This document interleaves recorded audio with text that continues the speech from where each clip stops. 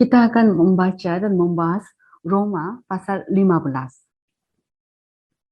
Roma pasal 15 ayat 1 sampai 13 mengajarkan bahwa mereka yang memiliki iman yang kuat dan mereka yang memiliki iman yang lemah menjadi satu di dalam Kristus. Kita akan baca Roma 15 ayat 1 sampai 6. Kita yang kuat wajib menanggung kelemahan orang yang tidak kuat, dan jangan kita mencari kesenangan kita sendiri. Setiap orang di antara kita harus mencari kesenangan sesama kita demi kebaikannya untuk membangunnya. Karena Kristus juga tidak mencari kesenangannya sendiri, tetapi seperti ada tertulis, kata-kata cercaan mereka yang mencerca engkau telah mengenai aku. Sebab segala sesuatu yang ditulis dahulu telah ditulis untuk menjadi pelajaran bagi kita, supaya kita teguh berpegang pada pengharapan oleh ketekunan dan penghiburan dari kitab suci. Semoga Allah yang adalah sumber ketekunan dan penghiburan, mengaruniakan kerukunan kepada kamu, sesuai dengan kehendak Kristus Yesus. Sehingga dengan satu hati dan satu suara, kamu memuliakan Allah dan Bapa Tuhan kita, Yesus Kristus. Roma 15 ayat 1. Kita yang kuat wajib menanggung kelemahan orang yang tidak kuat dan jangan kita mencari kesenangan kita sendiri. Kita yang kuat. Paulus menggolongkan dirinya sebagai orang yang kuat. Roma 15 ayat 1 sampai 6, Paulus mengajarkan bahwa yang kuat dan yang lemah dalam iman dipersatukan dalam Kristus. Roma 15 ayat 2. Setiap orang di antara kita harus mencari kesenangan sesama kita demi kebaikannya untuk membangunnya. Frasa demi kebaikannya untuk membangunnya. Dalam Williams translation, to help in his immediate upbuilding for his eternal good. Untuk membantu dalam pembangunan langsungnya demi kebaikan abadinya. Jadi, jika kita sekarang membantu dalam pembangunan iman seseorang, hal ini akan mengakibatkan keselamatan abadi seseorang. Roma 15 ayat 3. Karena Kristus juga tidak mencari kesenangannya sendiri, tetapi seperti ada tertulis, kata-kata cercaan mereka yang mencerca engkau telah mengenai aku. Roma 15 ayat 3 adalah kutipan dari Mazmur 69 ayat 10. Sama seperti Kristus menerima fitnah terhadap Allah, kita harus menanggung kelemahan orang lain demi kebaikannya untuk membangunnya. Fitnah orang-orang yang memfitnah Tuhan telah menimpa aku adalah kutipan dari Mazmur 69 ayat 10.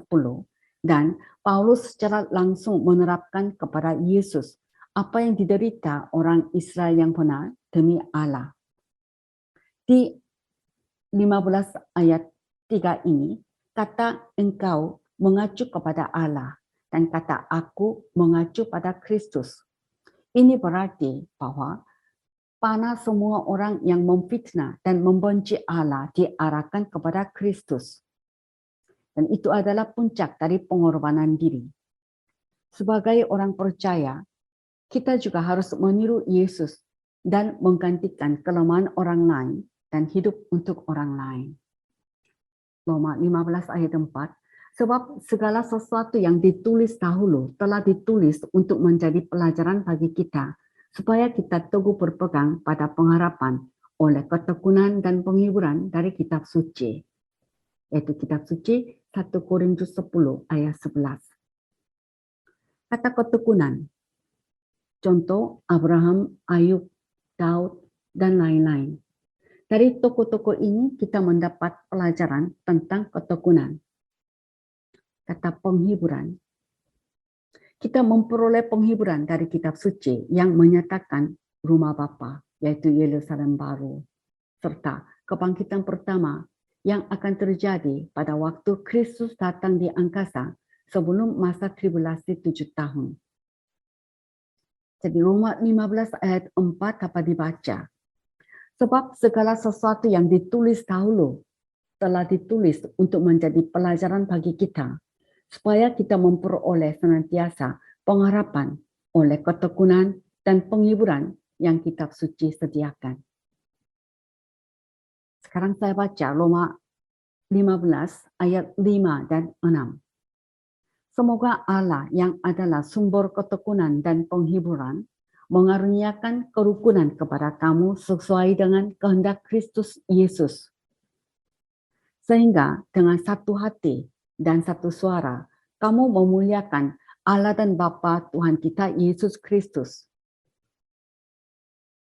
Mengaruniakan kerukunan. Dalam Roma 12 ayat 16. Dan Roma 15 ayat 5 dan 6 menjelaskan bahwa dalam meniru Kristus, kita tidak menyenangkan diri kita sendiri, tetapi menyenangkan orang lain, yaitu sesama anggota, sehingga kita menjadi satu. Dan dengan satu hati dan satu suara memuliakan Allah dan Bapa Tuhan kita Yesus Kristus. Paulus yang mengajarkan bahwa yang kuat dan yang lemah dalam iman dipersatukan dalam Kristus. Roma 15 ayat 1-6 mengajarkan bahwa orang bukan Yahudi dan orang Yahudi juga dipersatukan dalam Kristus. Roma 15 ayat 7-13.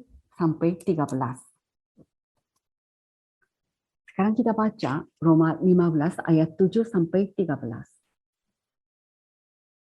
Sebab itu, terimalah satu akan yang lain, sama seperti Kristus juga telah menerima kita untuk kemuliaan Allah.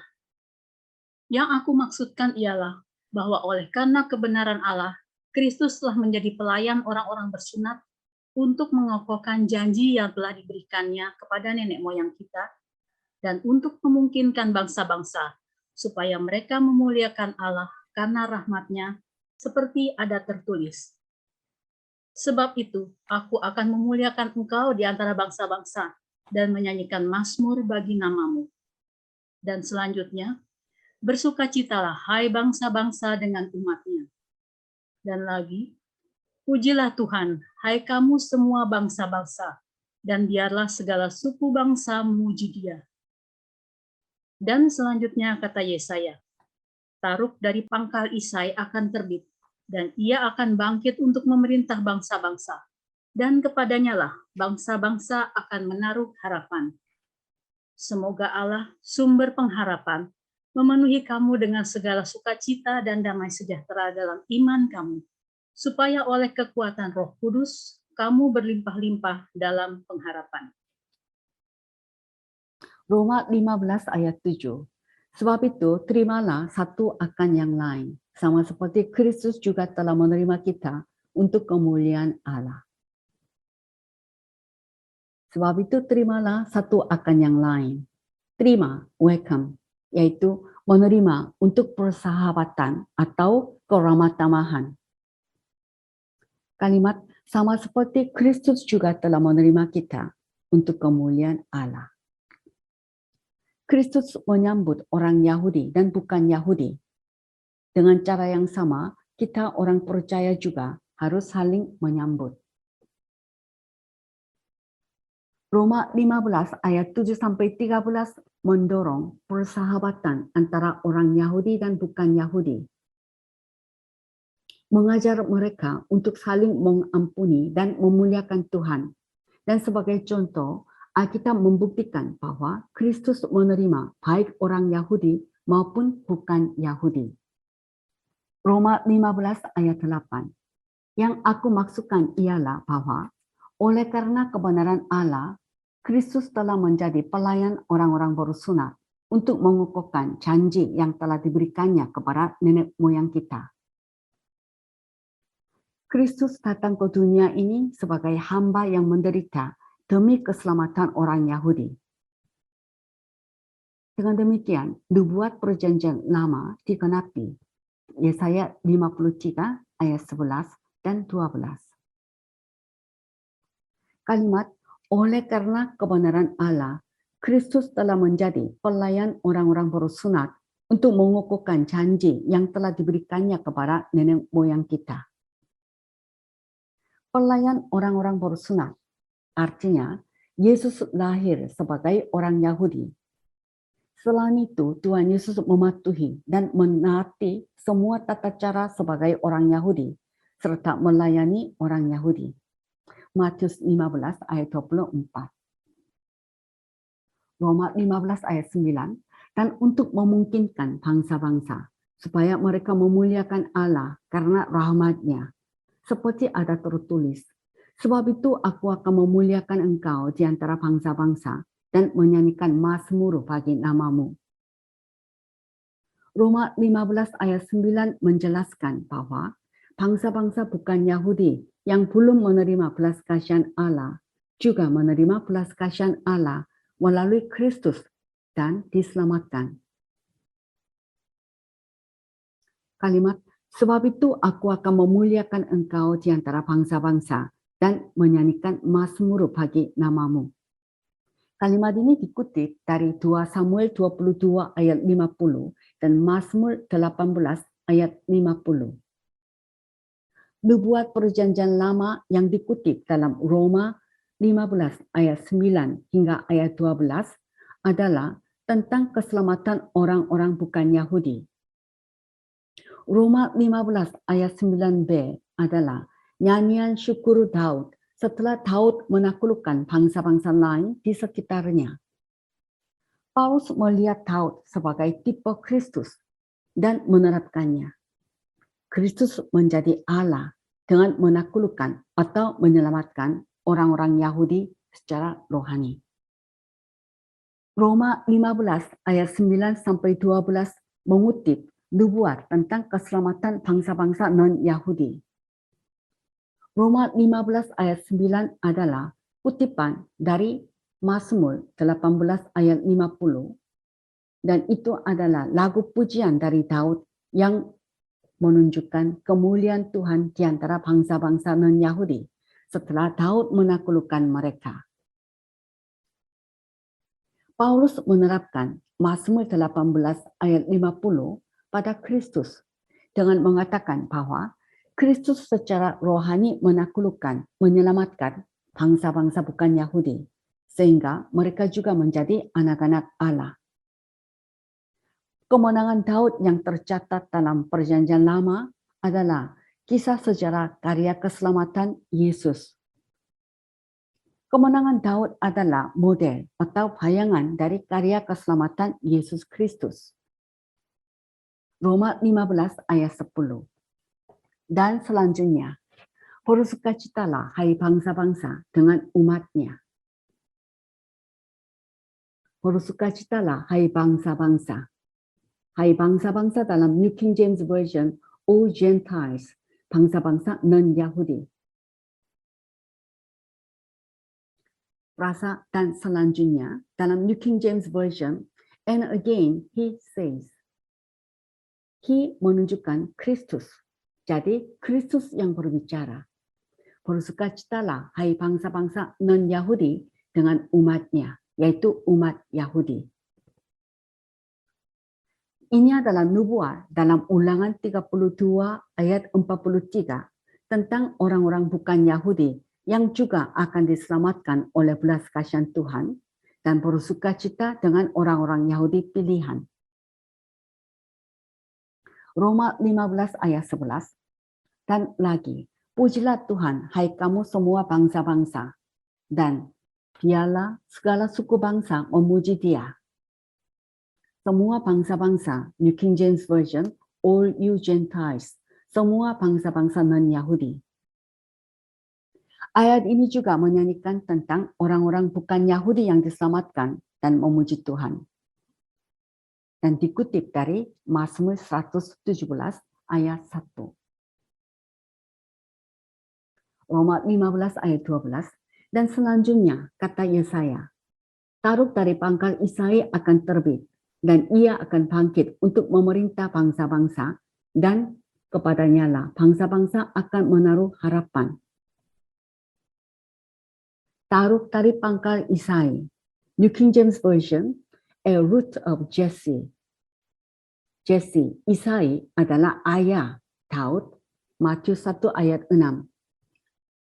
Jadi, akar Isai adalah akar Daud dan menunjukkan Kristus. Jesse, Isai adalah ayah Daud. Matius 1 ayat 6.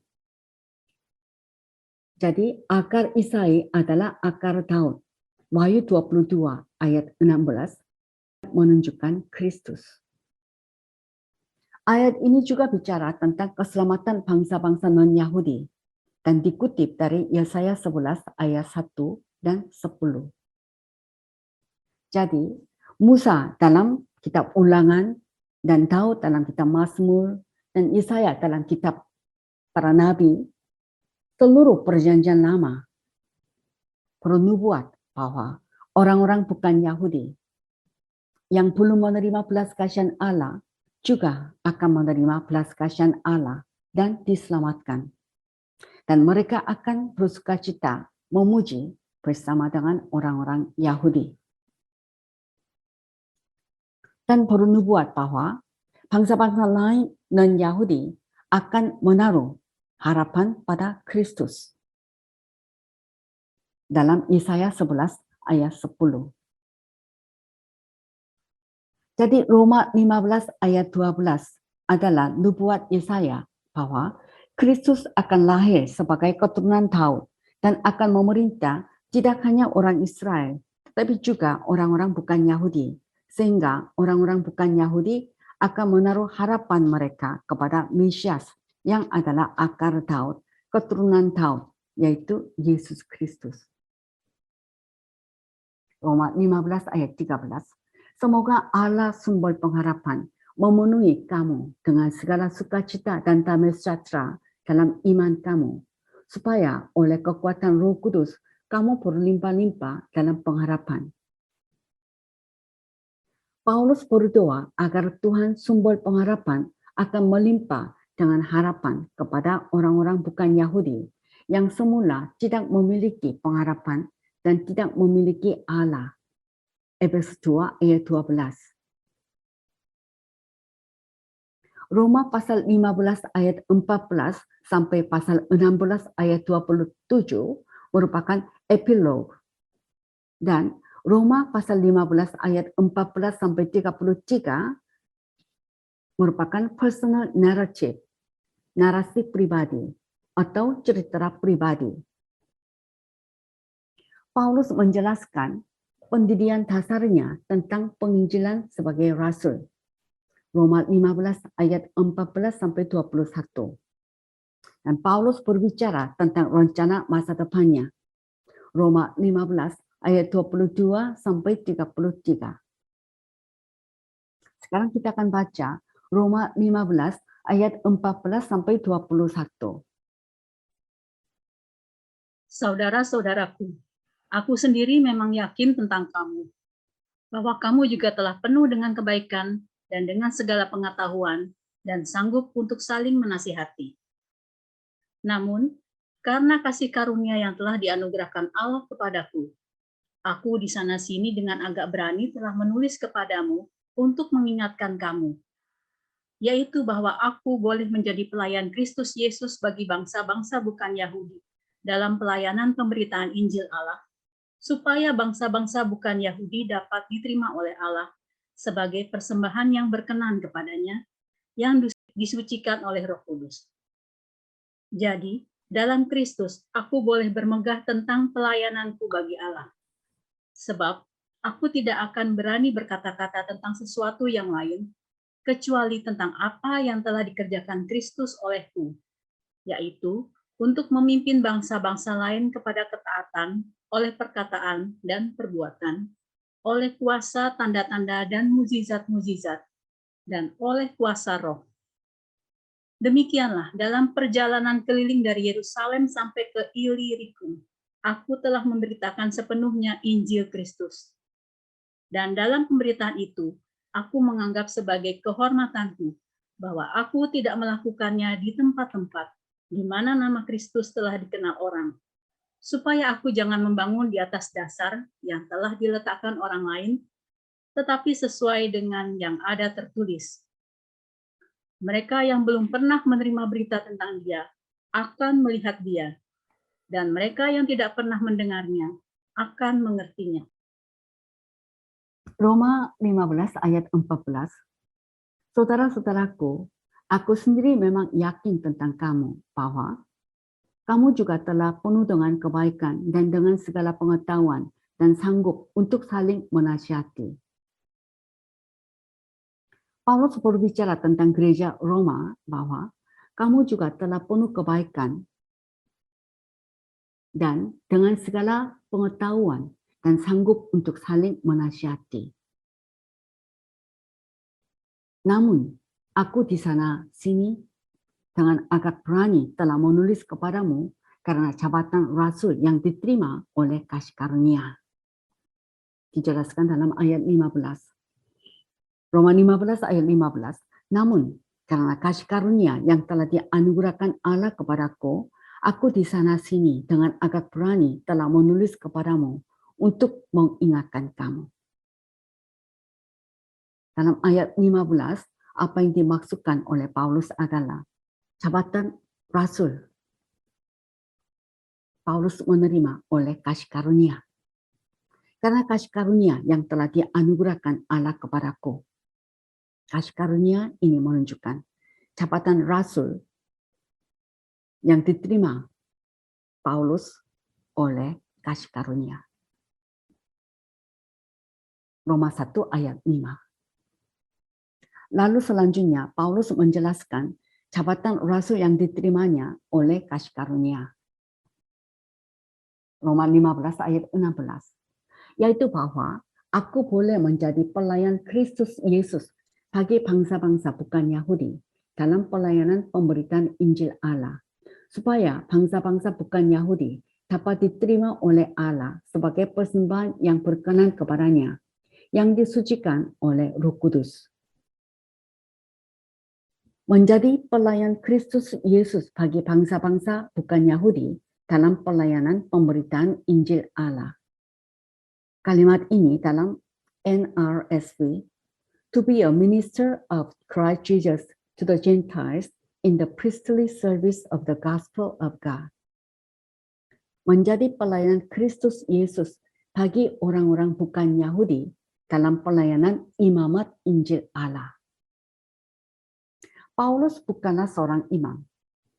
Pelayanannya bersifat imam, karena melalui pelayanannya, orang-orang bukan Yahudi dipersembahkan kepada Allah sebagai persembahan yang berkenan kepada Allah, disucikan oleh Roh Kudus. Sama seperti para imam Perjanjian Lama mempersembahkan korban binatang bagi orang Israel, Paulus juga mempersembahkan korban, yaitu bangsa-bangsa non-Yahudi kepada Allah dalam pelayanan imamat Injil Allah. Roma 15 ayat 16 ini menjelaskan kasih karunia Allah yang diterima Paulus, yaitu rincian kerasulannya. Paulus di sini membahas misinya dengan kata-kata kiasan. Dengan kata lain, Yesus adalah imam. Paulus adalah hamba atau pelayan yang bertanggung jawab atas tugas imam. Dan bangsa-bangsa lain adalah korban bagi Allah. Seorang imam adalah orang yang mewakili umat Tuhan di hadapan Tuhan dan mempersembahkan doa dan korban kepada Tuhan untuk mereka. Korban, hewan dan biji-bijian yang digunakan dalam persembahan. Kita akan baca Ibrani 10 ayat 11 yang berbicara tentang imam dan korban. Selanjutnya, setiap imam melakukan tiap-tiap hari pelayanannya dan berulang-ulang mempersembahkan korban yang sama sekali tidak dapat menghapuskan dosa. Roma 15 ayat 17. Jadi dalam Kristus aku boleh bermegah tentang pelayananku bagi Allah. Ayat 18. Sebab aku tidak akan berani berkata-kata tentang sesuatu yang lain, kecuali tentang apa yang dikerjakan olehku, yaitu untuk memimpin bangsa-bangsa lain kepada ketaatan oleh perkataan dan perbuatan. Kalimat yaitu untuk memimpin bangsa-bangsa lain kepada ketaatan. Ayat pendukung Roma pasal 1 ayat 5 dan pasal 16 ayat 26. Roma 16 ayat 26.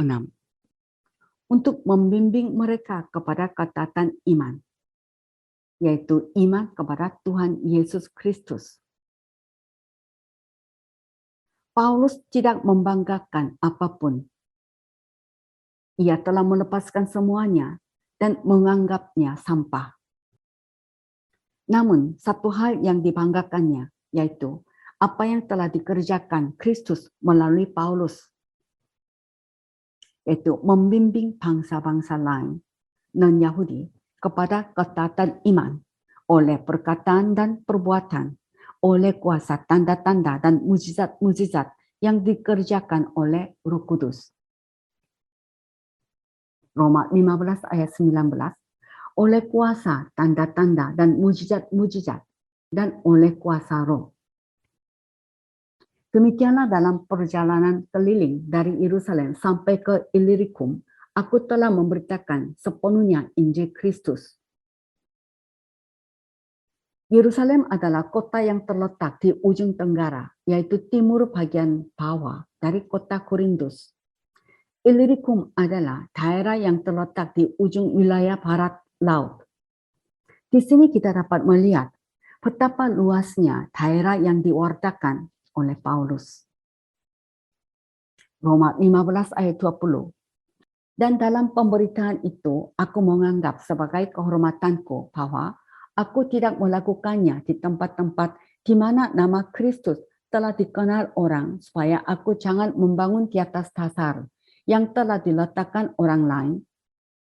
2 Korintus 10 ayat 15 dan 16 dan Roma 15 ayat 21, tetapi sesuai dengan yang ada tertulis, mereka yang belum pernah menerima berita tentang Dia akan melihat Dia, dan mereka yang tidak pernah mendengarnya akan mengertinya. Yesaya 52 ayat 15.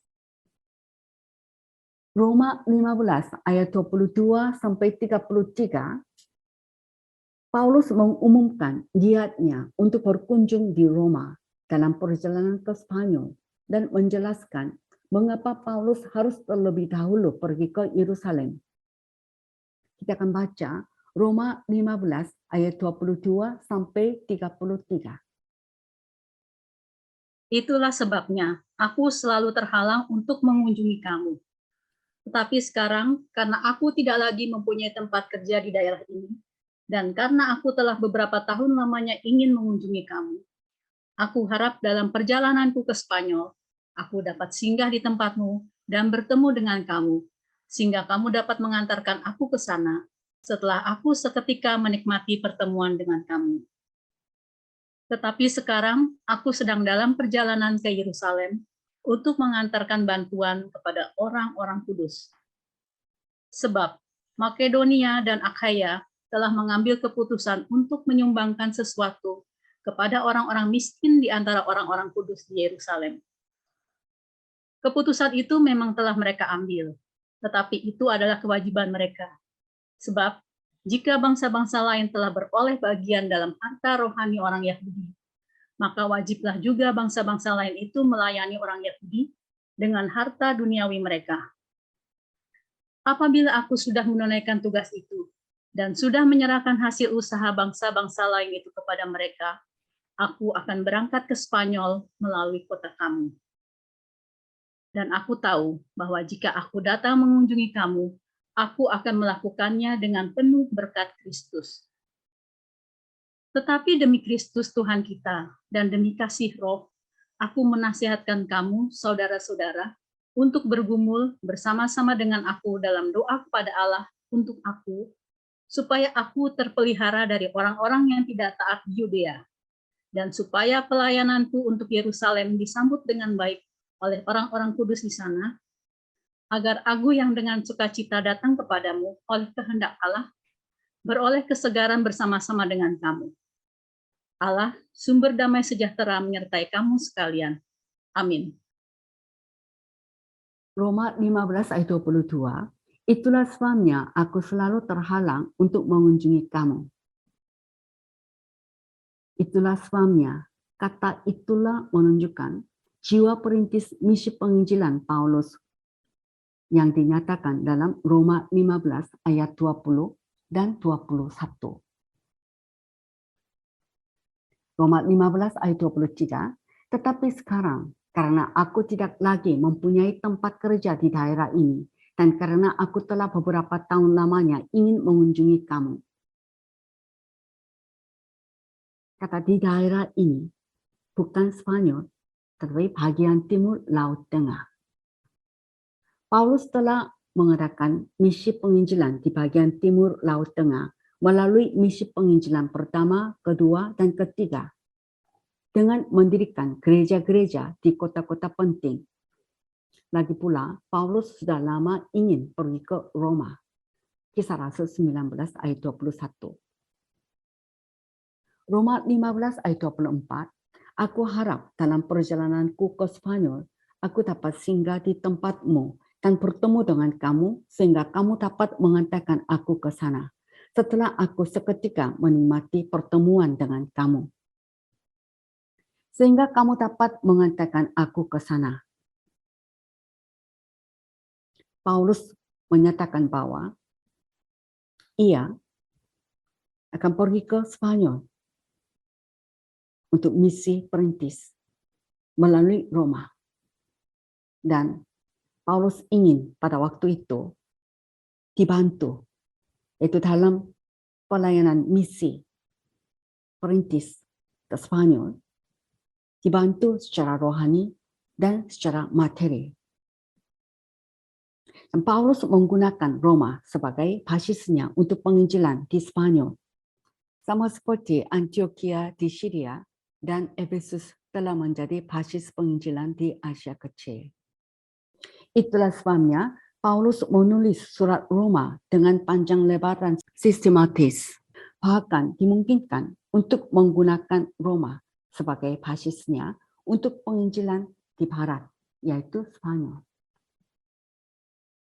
Roma 15 ayat 25, tetapi sekarang aku sedang perjalanan ke Yerusalem untuk mengantarkan bantuan kepada orang-orang kudus. Ayat 26, sebab Makedonia dan Akaya telah mengambil keputusan untuk menyumbangkan sesuatu kepada orang-orang miskin di antara orang-orang kudus di Yerusalem. Kalimat, sebab Makedonia dan Akaya telah mengambil keputusan untuk menyumbangkan sesuatu. 1 Korintus 16 ayat 1 dan 2 Korintus 8 ayat 10 sampai 19 menjelaskannya. Frasa untuk menyumbangkan sesuatu. Menyumbangkan sesuatu dalam bahasa Yunani, koinonian. Menyumbangkan sesuatu dalam bahasa Yunani, koinonia. Koinonia yang berarti persekutuan, partisipasi. Dan dalam konteks ini, persembahan. Orang-orang miskin di antara orang-orang kudus di Yerusalem, orang-orang miskin yang disebabkan bencana alam. Orang-orang miskin di antara orang-orang kudus di Yerusalem menunjukkan orang-orang miskin yang disebabkan bencana alam. Menurut sejarawan Yahudi bernama Josephus, tahun 46 sesudah Masehi terjadi kelaparan hebat di Yudea disebabkan bencana alam. Roma 15 ayat 27, keputusan itu memang telah mereka ambil, tetapi itu adalah kewajiban mereka. Sebab jika bangsa-bangsa lain telah beroleh bagian dalam harta rohani orang Yahudi, maka wajiblah juga bangsa-bangsa lain itu melayani orang Yahudi dengan harta duniawi mereka. Keputusan itu memang telah mereka ambil. Dalam New Revised Standard Version, they were pleased to do this. Mereka senang melakukan ini.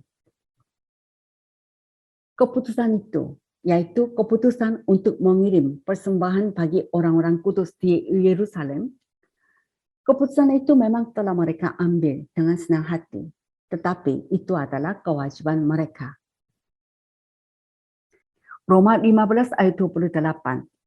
Apabila aku sudah menunaikan tugas itu dan sudah menyerahkan hasil usaha bangsa-bangsa lain kepada mereka, aku akan berangkat ke Spanyol melalui kota kamu. Roma 15 ayat 25 sampai 28 menjelaskan bahwa dari beberapa tahun yang lalu, Paulus telah mengorganisir di gereja-gereja non-Yahudinya pengumpulan uang untuk membantu anggota gereja Yerusalem yang lebih miskin dengan harapan bahwa persembahan seperti itu akan memperkuat ikatan antara gereja Yerusalem dan gereja-gereja yang didirikan di ladang misinya sendiri. 1 Korintus 16 ayat 1 sampai 4 dan 2 Korintus 8 ayat 1 sampai 15. Roma 15 ayat 29. Dan aku tahu jika aku datang mengunjungi kamu, aku akan melakukannya dengan penuh berkat Kristus. Aku akan melakukannya dengan penuh berkat Kristus. Dengan penuh berkat Kristus dalam New King James Version, in the fullness of the blessing of the gospel of Christ, dalam kepenuhan berkat Injil Kristus. Kepenuhan berkat Injil Kristus menandai full gospel.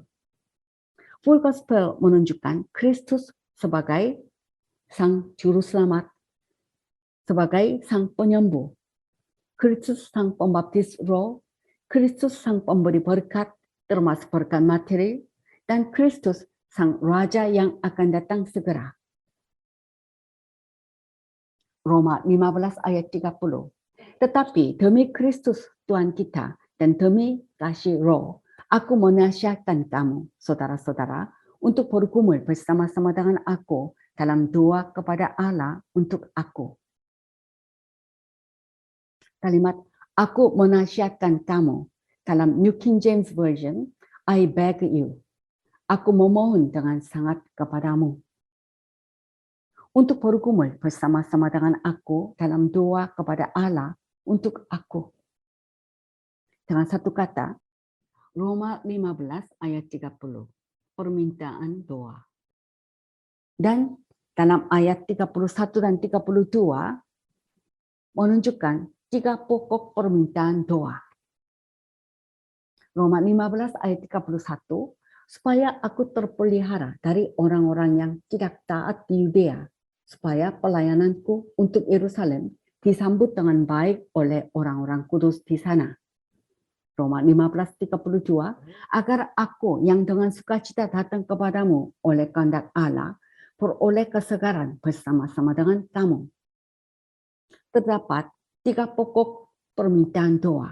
Pertama, aku terpelihara dari orang-orang yang tidak taat di Yudea. Rasul Paulus berencana untuk ke Yerusalem.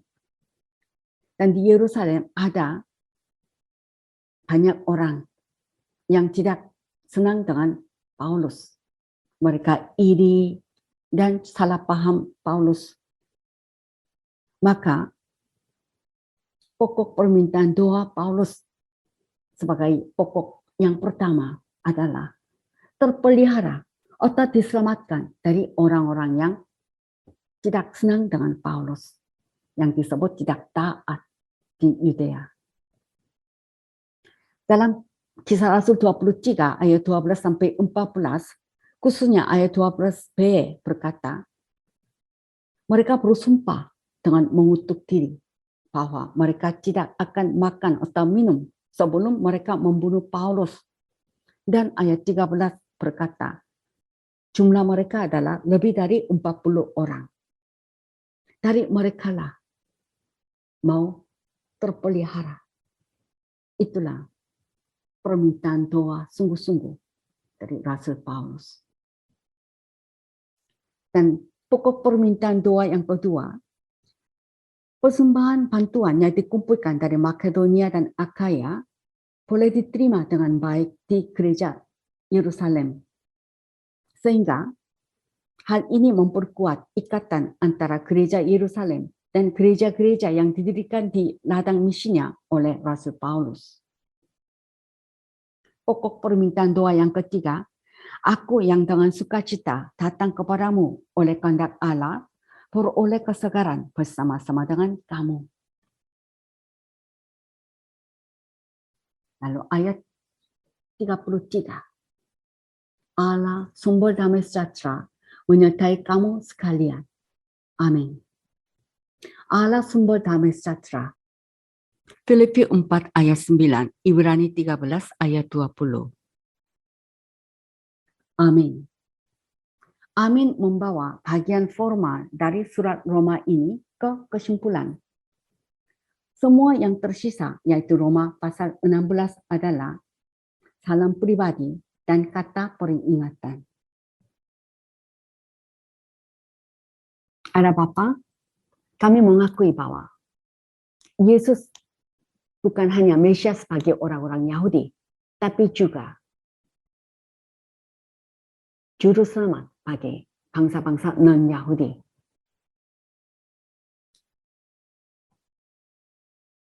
Ada Bapa, kami ingin mengetahui rencana Allah atas bangsa Israel. Karena kami hidup di akhir zaman.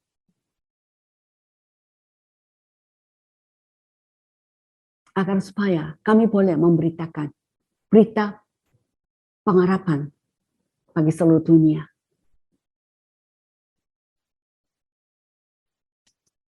Dalam tribulasi 7 tahun, khususnya dalam masa 3,5 tahun yang kedua, bangsa non-Yahudi akan menginjak-injak bangsa Israel. Bangsa Israel akan diremukkan.